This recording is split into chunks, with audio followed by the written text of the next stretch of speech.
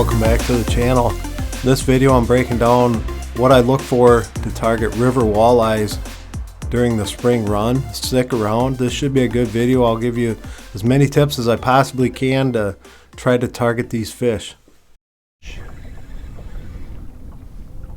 First fish. It doesn't feel very big.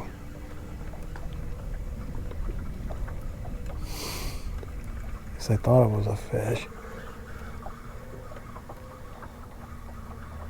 We had a lot of line out. Yeah, not big at all.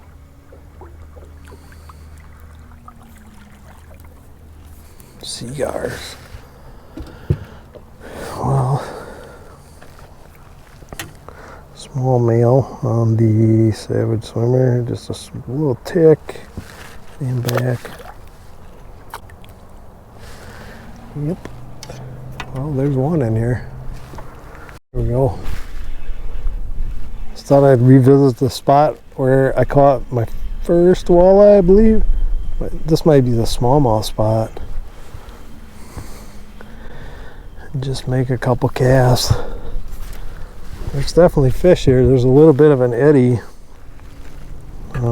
Just not the size I'm looking for just yet. But missed him the first time. I'm throwing like a 5/16 ounce jig with a liquid willow cat Savage Swimmer. There's a bit of an eddy. You can see the junk there in the water, and I'm just putting it on that seam. I'm casting into the slack, and then the wind's going with the current, so it's actually intensifying the current. So it's I would normally sit out a little more on the break here, but because of that I'm tucked into the shore just a tad here. See if I can pick up a couple more fish here. There's a couple little spots like this that bump out that are really neat on the river here. Get them hooked up.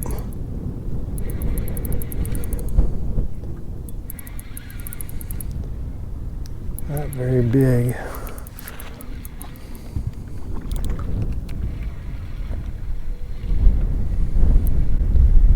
Size of the last one.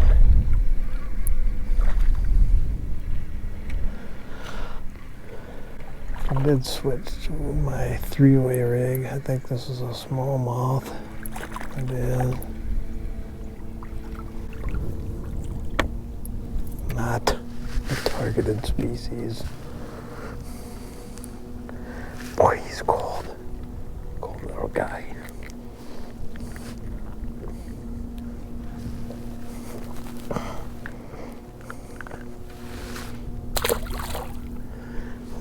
Alright, so a backflow eddy is this example right here. I'm casting at a piece of structure underwater.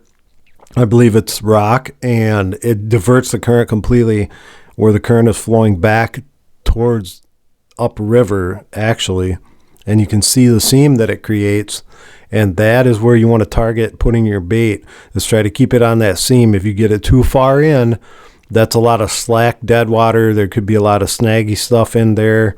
You'll lose a bunch of baits doing that. If you get it too far out, the current, the flow is too heavy, and those fish are probably not going to be sitting there. They may be migrating, traveling through there, but they're never going to position themselves there because it's just a lot of work for them to sit in that super fast current. Another one. These are not very big fish. This fight, he's gotten this current on. He was heavier, but I can just tell by his initial fight that he's not that big.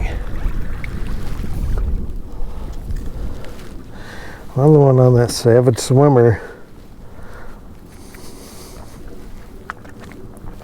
Come here, buddy. Feisty though. They will bite a plastic. Yeah, get him back. Make a couple more casts here. I guess I can kind of put a map view in here. It's just a bump along the shoreline that kind of breaks the current, and I'm casting, as I said, into the eddy, the slack eddy. and just working it on the seam. Boat position is key when you're doing this. You can drop anchor and do this. Any of these little eddies that you find, this stretch of the river is fairly straight, so anything, just look for the odd little things that break the current.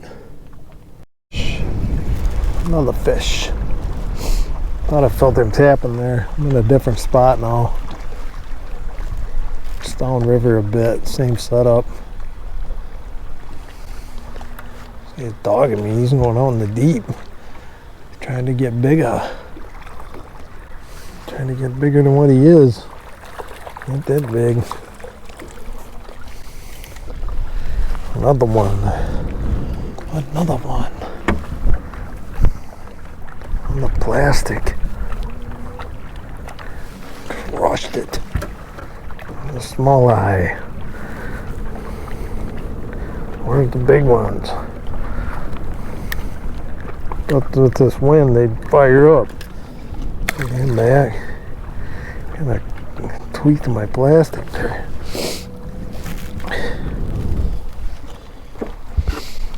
Okay, point number 2 here is the same type of deal. It's just a subtle little point that sticks out just enough to divert the current. It's a little bit farther down the river towards the main lake area, but same situation. You want to look for these various little points like this, any kind of little subtle change in the flow, and I'm looking for those seams that show up along the edges of these points along the main channel. All right, same deal here.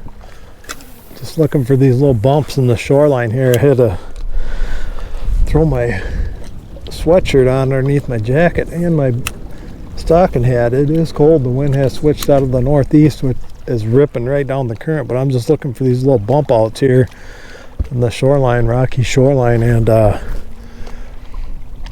there's a hole here. See if I can put a map view in. There's a hole. I'm just tucked against the shoreline to kind of get out of the wind, so the trolling motors are ripping. I can actually make some decent casts here, but the hole comes up to like 9 feet behind me.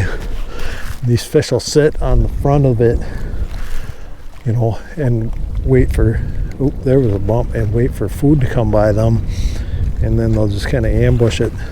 They'll also sit on the backside, but the flow isn't too ridiculous right now that when there's a lot of flow, they tend to sit behind the drop-offs instead of in front of them. But I'll make a couple more casts here and see if I can pick up a couple more fish. Hey guys, I hope you enjoyed this video of me breaking down how I look for these fish in the springtime when the run is on. Didn't find any large fish particularly on this day, but this is a great way to explore new stretches of river that basically go untouched as everyone is focusing on the dam, thinking all the fish have migrated up there, but you can find like large areas where nobody is fishing. Less fishing pressure, great way to build your knowledge of the river. Appreciate you all for watching this video. Like, comment, subscribe, and stay tuned for our next video.